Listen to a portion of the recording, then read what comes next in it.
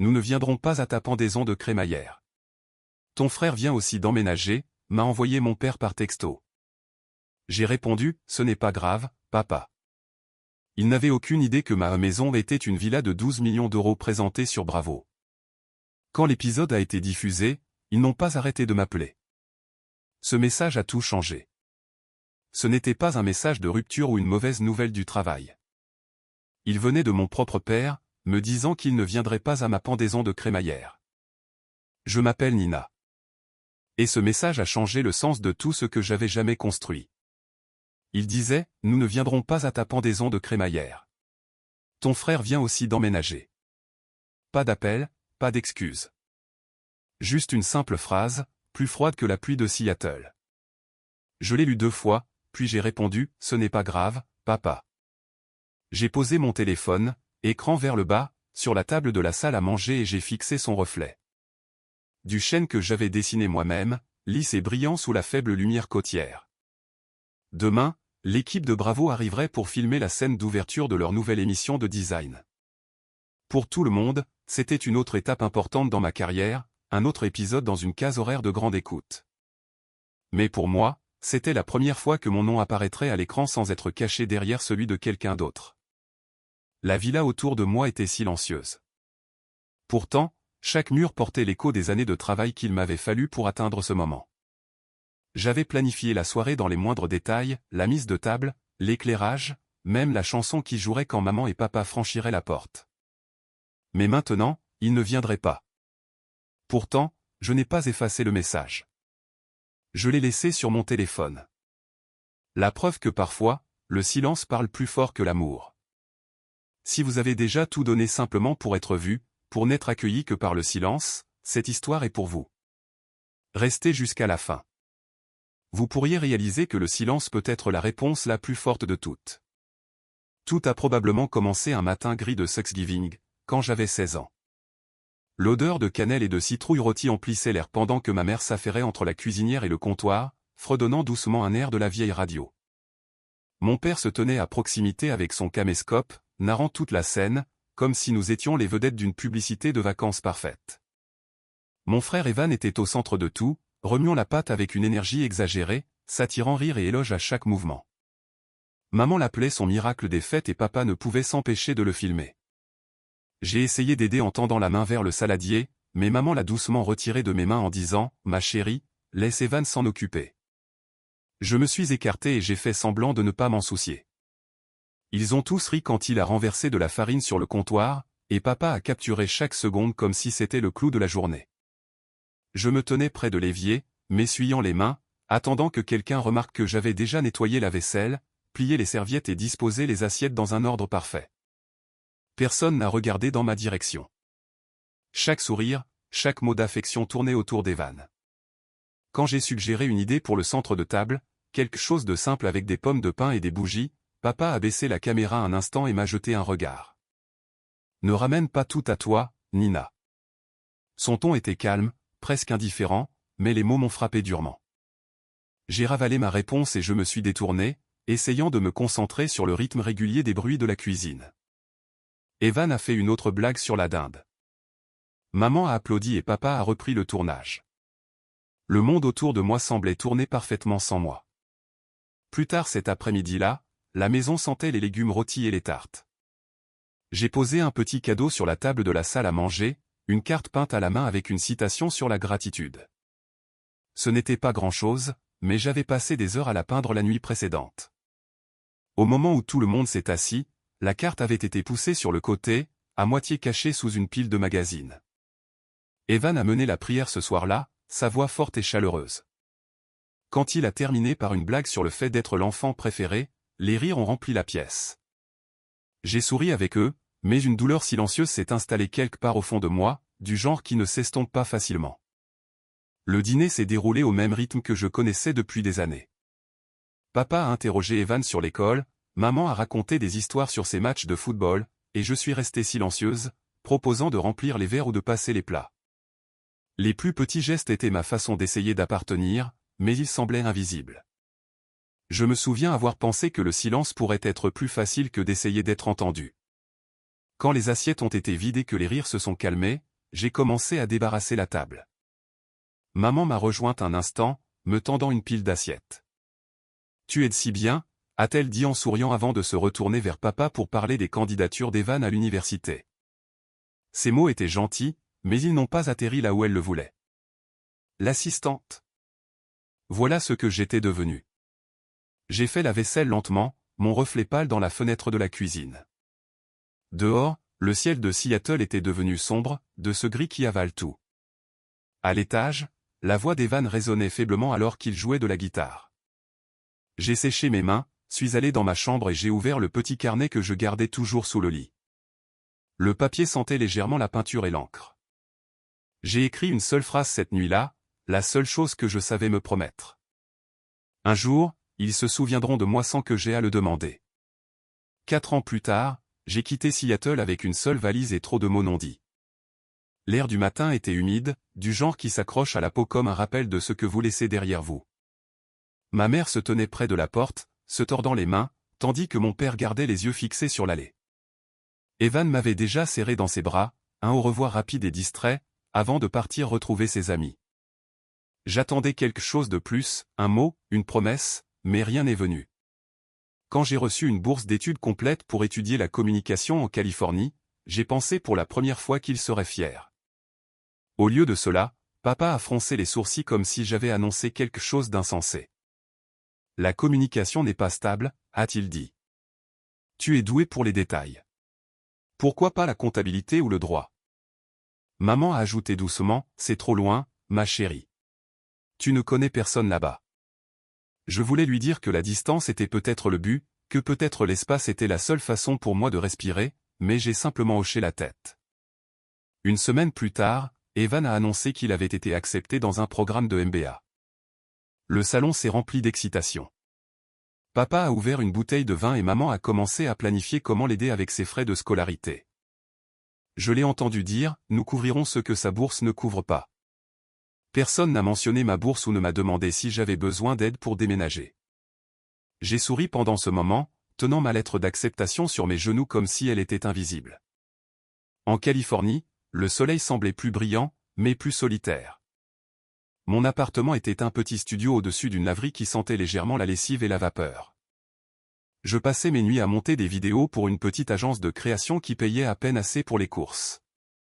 Mes repas étaient des nouilles instantanées, parfois avec un œuf quand je pouvais me le permettre. Je me disais que c'était temporaire, que la faim coûtait moins cher que de demander de l'aide. Mon amie Mara, une étudiante en cinéma que j'ai rencontrée pendant l'orientation, était la seule personne qui voyait à travers mon jeu. Elle avait cette force tranquille, du genre qui n'a pas besoin de combler le silence pour le rendre sûr. Nous nous asseyions sur le toit de notre immeuble la nuit, partageant un café bon marché et des histoires sur les familles que nous avions laissées derrière nous. Tu sais, a-t-elle dit une fois, tu n'as pas à continuer de mériter une place dans la vie de quelqu'un. Parfois, partir est ce qui te sauve. Ces mots se sont installés en moi comme la lumière du soleil à travers le brouillard. Pendant mon 2e semestre, j'ai appelé à la maison. Les conversations avec maman dérivaient toujours vers Evan, son nouveau stage, les éloges de son professeur, les événements de réseautage auxquels il assistait. Elle terminait chaque appel par « Tu devrais venir nous voir bientôt ». Bien que personne n'ait proposé de m'aider pour le billet. Je raccrochais, fixais mon reflet sur l'écran sombre de l'ordinateur portable et me demandais s'il remarquait même à quel point j'étais devenue plus silencieuse. J'ai appris à construire de petites routines autour du silence. Les matinées à la plage avant les cours, à dessiner des storyboards dans mon carnet. Les nuits tardives à corriger les couleurs des séquences pour des clients qui ne se souvenaient jamais de mon nom. Chaque projet m'a appris quelque chose. Comment équilibrer la lumière, comment cadrer une histoire pour que même les choses ordinaires paraissent significatives. C'était peut-être ce que j'avais fait toute ma vie, trouver la beauté dans le fait d'être invisible. Au cours de ma 3e année, j'ai cessé de consulter les messages du groupe familial. Les nouvelles étaient les mêmes. Les promotions d'Evan, les projets de week-end de papa, les nouvelles recettes de maman. Mes propres messages restaient non lus. Ça faisait moins mal quand j'ai arrêté d'attendre des réponses. Quand la remise des diplômes est arrivée, j'ai envoyé une photo de moi en toge et mortier. Maman a répondu avec un emoji cœur. Papa n'a pas répondu. Cette nuit-là, j'étais assise par terre dans mon studio, entourée de croquis et de boîtes de plats à emporter vides. La ville à l'extérieur bourdonnait d'une vie que je ne pouvais pas tout à fait toucher. J'ai pensé aux années passées à essayer de m'intégrer dans un cadre qui n'avait jamais été construit pour moi. Pour la première fois, je ne me sentais pas en colère. Au moment où j'ai eu 30 ans, les appels sont finalement venus des endroits dont je rêvais autrefois. Ça a commencé avec une petite station à Seattle, la même ville que j'avais quittée pour me trouver. J'ai été embauchée comme productrice adjointe, gagnant à peine assez pour payer le loyer. Mais pour la première fois depuis des années, je sentais que j'étais exactement là où je devais être. Mon superviseur, Paul, un producteur senior avec 2 décennies d'expérience en télévision locale, a remarqué que je restais tard après que tout le monde soit parti. Il s'appuyait contre l'embrasure de la porte et disait « Tu as l'œil, Nina. Ne le gaspille pas à polir le travail des autres. » Ces mots m'ont marqué, non pas parce qu'ils étaient gentils, mais parce qu'ils sonnaient comme une permission. Sous la direction de Paul, j'ai appris le rythme de la narration qui connecte les gens, comment faire en sorte que les moments ordinaires ressemblent à quelque chose qui mérite d'être rappelé. Après des mois de travail derrière la caméra, j'ai proposé une idée pour un court reportage intitulé Homes of the Sound, une série sur les histoires cachées dans les maisons côtières de Puget Sound. C'était censé être petit, juste un segment de remplissage local, mais les téléspectateurs ont adoré. Les gens écrivaient des lettres, envoyaient des photos de leur propre maison, partageaient des souvenirs liés à des murs usés par le temps et des quais qui craquent. En 6 mois, la mini-série est devenue le programme le plus regardé de sa tranche horaire. Quand Paul a pris sa retraite, il m'a tendu son vieux fauteuil de réalisateur avec un sourire tranquille. J'ai utilisé mes économies et une subvention de la station pour fonder ma propre entreprise, Northlight Media. Au début, il n'y avait que moi et 3 travailleurs indépendants travaillant dans un bureau emprunté, montant des séquences entre les pauses café et les échéances. Nous nous sommes concentrés sur des documentaires sur l'architecture, l'artisanat et les personnes qui façonnaient les espaces dans lesquels ils vivaient. L'entreprise a grandi rapidement, alimentée non pas par des investisseurs, mais par des histoires qui semblaient réelles. 2 ans plus tard, Northlight Media a remporté un prix régional pour la narration visuelle. Je me souviens d'être debout sur scène sous les lumières chaudes, d'entendre mon nom suivi d'applaudissements qui ne se sont pas estompés trop vite. Pour une fois, je n'étais pas invisible. Peu de temps après, Bravo m'a contacté. Il voulait que je réalise une série nationale intitulée Open Homes USA. C'était un rêve déguisé en contrat. Le budget était énorme, le calendrier implacable, mais chaque plan me donnait l'impression de récupérer un morceau de moi-même. J'ai voyagé d'une côte à l'autre, rencontrant des designers, des propriétaires et des rêveurs qui me rappelaient tout ce que j'avais tant désiré. La série est devenue un succès, syndiquée sur plusieurs plateformes, et soudain, ma boîte de réception s'est remplie d'offres que je croyais destinées à quelqu'un d'autre. Quand le dernier épisode a été diffusé, j'ai décidé qu'il était temps de faire quelque chose de personnel. J'ai acheté une villa de 12 millions d'euros à Queen Anne, un manoir au sommet d'une colline surplombant la baie, la lumière du soleil inondant les murs de verre chaque matin. Ce n'était pas seulement une maison. C'était un espace construit à partir de chaque nuit blanche, de chaque bol de nouilles instantanées, de chaque rejet silencieux. J'en ai transformé une partie en studio pour mon prochain projet, un espace créatif pour de nouveaux artistes qui me rappelaient la fille que j'étais. Alors que les dernières touches étaient apportées, j'ai écrit une lettre invitant maman, papa et Evan à la pendaison de crémaillère. Je les imaginais marchant dans les halls en marbre, voyant la vie que j'avais construite sans leurs applaudissements. Cette nuit-là, une notification a clignoté sur mon téléphone, un message de papa. Nous ne viendrons pas à ta pendaison de crémaillère. Ton frère vient aussi d'emménager. Je l'ai lu 2 fois, les mots familiers dans leur cruauté désinvolte. J'ai tapé ma réponse lentement, choisissant chaque mot avec soin. Ce n'est pas grave, papa. J'ai posé le téléphone, écran vers le bas, sur la table et j'ai regardé autour de la villa, chaque coin scintillant, chaque lumière réglée juste comme il faut. Le silence n'était plus vide. Il était paisible. J'avais attendu la moitié de ma vie leur approbation et j'ai réalisé que je n'en avais plus besoin. Le lendemain matin, le ciel s'est éclairci, mais pas mes pensées. Je me suis réveillé tôt, incapable de me défaire de la douleur silencieuse qui s'était installée pendant la nuit. Le message de papa flottait encore dans mon esprit, lourd mais sourd, comme un bleu qui s'estompe sous la peau. Je me suis assise au bord de la longue table en chêne et j'ai réalisé qu'elle avait été construite pour une famille qui ne s'y assiérait jamais. Pourtant, quelque chose en moi refusait de la laisser vide. S'il ne venait pas, je remplirais ces sièges moi-même, non pas avec les gens qui m'avaient tourné le dos, mais avec ceux qui s'étaient autrefois tenus silencieusement à mes côtés. J'ai sorti un bloc-notes et j'ai commencé à écrire des noms. Le caméraman qui était resté tard pour m'aider à réparer une lumière cassée sur mon premier tournage. Ma voisine qui m'avait apporté de la soupe quand elle avait vu les boîtes de livraison s'accumuler devant ma porte. Mon ancien professeur qui m'avait dit de continuer à peindre même quand les notes disaient le contraire. Et ma tante Lorraine, qui s'était toujours souvenue de moi, même quand mes parents ne le faisaient pas. À chaque nom, la liste ressemblait de plus en plus à un souvenir en cours de réparation. Plus tard dans la journée, j'ai engagé une chef locale nommée Margaret. Elle est arrivée avec une confiance calme, ne demandant aucune introduction au-delà d'une poignée de main. Alors que nous passions en revue le menu, elle s'est arrêtée et a demandé « Pour qui est ce dîner ?» Je lui ai dit « Pour des gens qui n'ont jamais été invités ». Elle n'a pas posé d'autres questions. Elle a simplement hoché la tête et dit « Alors ce sera quelque chose de mémorable ». Nous avons planifié un dîner qui semblait honnête, rien qui ne criait au luxe. Du saumon, des légumes rôtis et une tarte aux poires, du genre qui apporte de la chaleur plutôt que de la décoration. Margaret a suggéré quelques touches, simples et réfléchies. Je lui ai dit que je voulais que la soirée ressemble à une conversation qui attendait depuis trop longtemps de commencer.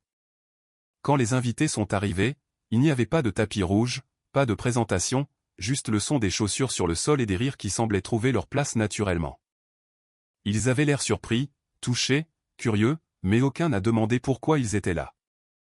J'ai accueilli chacun par son nom, et pour la première fois depuis des années, je me sentais présente, pas en représentation. Au fur et à mesure que le dîner se déroulait, l'atmosphère s'est allégée. Les conversations ont tissé ensemble des histoires de chances manquées, de gentillesses inattendues, de petits triomphes que personne n'avait célébrés auparavant. Lorraine s'est penchée et a murmuré « Tu as fait quelque chose de bien à partir de rien, ma chérie. » De l'autre côté de la pièce, Margaret regardait en silence, son expression douce, sachant. Au moment où le dessert a été servi, l'espace semblait complet. Il n'y a eu ni discours, ni toast, juste une compréhension que cette nuit visait à être vue. Quand les assiettes se sont vidées et que les rires se sont calmés, je suis resté pour débarrasser la table. Chaque chaise avait été utilisée. Chaque assiette contenait la preuve que quelqu'un avait appartenu, même pour quelques heures. J'ai posé ma main sur le bois lisse et j'ai souri doucement. Tout le monde mérite une place.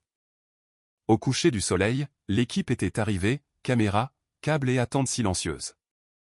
Je les ai accueillis à l'entrée, leur hochement de tête poli et leurs sourires étudiés remplissant l'air de ce mélange étrange d'anticipation et de retenue qui précède toujours un tournage. La longue table était de nouveau prête, non pas comme une scène, mais comme la preuve que quelque chose de réel s'était produit ici. Margaret se déplaçait dans la cuisine avec sa précision calme habituelle, dressant les derniers plats comme si c'était une soirée comme les autres. Mais cette nuit était différente. Il ne s'agissait pas de nourriture, de production ou d'audimat. Il s'agissait d'une vérité silencieuse qui était vue. Les invités sont revenus, les mêmes qui avaient partagé ce premier dîner, et leur présence a rempli l'espace de quelque chose de plus stable que des applaudissements. Alors que les caméras ont commencé à tourner, je n'ai ressenti aucun besoin de jouer un rôle. Les conversations coulaient naturellement. Les gens parlaient doucement, riaient librement et ne cherchaient pas la validation de l'objectif. Quelques membres de l'équipe ont échangé des regards, réalisant peut-être que ce n'était pas le genre d'émission auquel ils s'attendaient. L'une des journalistes, une jeune femme avec un carnet et des yeux incertains, s'est approchée de moi pendant une pause. « Qu'est-ce qui a inspiré cela ?» a-t-elle demandé. Je n'ai pas eu besoin de réfléchir longtemps. L'équité n'est pas une décoration, ai-je dit. C'est une conception. Elle l'a noté soigneusement, comme si les mots pouvaient s'échapper si elle ne les piégeait pas sur le papier. En regardant autour de moi, j'ai vu les invités se pencher les uns vers les autres, écoutant attentivement. Personne n'interrompait. Personne n'essayait de dominer la conversation. C'était le genre d'équilibre que je poursuivais depuis des années, un équilibre construit non pas sur le pouvoir, mais sur la présence. À un moment donné, le caméraman, un homme plus âgé aux cheveux argentés, a arrêté de filmer un instant et a simplement regardé. Plus tard, il m'a dit doucement, on ne voit pas ça souvent. Des gens qui sont juste eux-mêmes. Cela m'est resté plus longtemps que n'importe quel compliment que j'ai jamais reçu. L'équipe a gardé l'installation simple. Pas de filtre, pas de reprise, pas de réarrangement des scènes. Les lumières sont restées assez douces pour voir clairement les visages, mais pas pour effacer les rides qui les rendaient humains. L'ingénieur du son a chuchoté dans son micro, « C'est vivant ici ».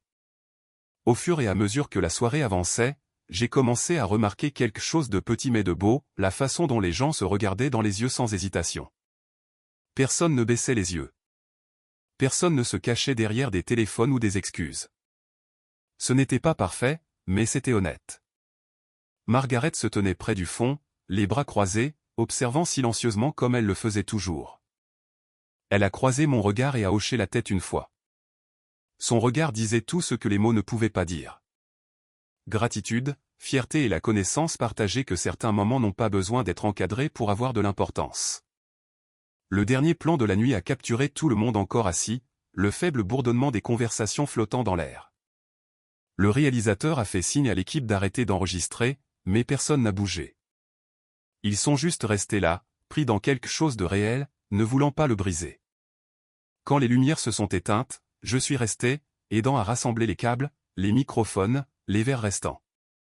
L'air semblait léger, libéré, comme si la maison elle-même avait expiré. L'un des assistants m'a remercié pour l'hospitalité, disant que cela ne ressemblait pas à du travail. J'ai souri. Cela n'avait pas non plus ressemblé à du travail pour moi. Pendant des années, j'avais construit des décors, des histoires et des images qui ressemblaient à l'appartenance. Mais ce soir, pour la première fois, je n'ai pas eu à le créer. J'ai simplement vécu dedans. Et pour la première fois, je n'étais pas en représentation. J'étais à la maison. Une semaine plus tard, l'épisode a été diffusé un matin pluvieux à Seattle. Je n'avais pas prévu de le regarder en direct, mais le son du tonnerre lointain a rendu la maison plus petite, et d'une certaine manière, il semblait juste de le laisser jouer. Mon téléphone a commencé à vibrer bien avant la fin du générique d'ouverture. Les messages s'empilaient les uns sur les autres, certains de collègues, certains d'inconnus, quelques-uns de numéros que j'avais supprimés depuis longtemps. La plupart étaient simples, beau travail. Merci de dire ce que personne ne dit. Pourtant, chacun ressemblait à une petite vague touchant un rivage que je n'avais pas foulé depuis des années. En milieu de matinée, j'ai reçu un appel de tante Lorraine. Sa voix était chaude, stable, comme elle l'avait toujours été. « Tu as bien fait, ma chérie », a-t-elle dit. « Ils font face à ce que tu as porté pendant des années. » Je n'ai pas répondu tout de suite, laissant seulement ces mots s'imprégner. Il n'y avait aucune amertume dans son ton, seulement une reconnaissance, une sorte de paix qui n'avait pas besoin de pardon pour exister. Plus tard, j'ai appris qu'une des voisines de maman l'avait appelée ce matin-là, excitée, disant « Je viens de voir ta fille à la télé. » Quel projet merveilleux. Apparemment, la conversation ne s'était pas déroulée comme elle s'y attendait. Pendant des heures, maman n'a rien dit. Puis, dans l'après-midi, elle a posté une photo de l'épisode sur ses réseaux sociaux avec la légende « Tellement fière ». Ça s'est propagé rapidement, non pas par amour, mais parce que les gens ont remarqué le timing. Les commentaires se sont remplis de confusion polie. Ne disiez-vous pas qu'elle avait quitté la maison il y a des années? C'est drôle comme la fierté trouve sa voie après les applaudissements. Mon frère Evan est resté silencieux pendant 2 jours. Puis quelqu'un de son bureau a demandé publiquement pourquoi il n'avait pas été au dîner. Sa réponse a été vague, une phrase sur des voyages et des conflits d'horaires, mais ceux qui avaient regardé l'épisode semblaient comprendre plus qu'il n'en avait dit. Quelques-uns de ses amis ont repartagé des extraits de moi parlant d'appartenance, ajoutant des notes silencieuses comme « Aïe » ou « Ça a dû faire mal ». Il a cessé de répondre complètement après ça. Papa a appelé 6 fois cette semaine-là. Je n'ai pas répondu une seule fois. Chaque fois que le téléphone sonnait, ma poitrine se serrait, mais pas de colère, plutôt comme la faible pression d'un vieux bleu qui ne me contrôlait plus.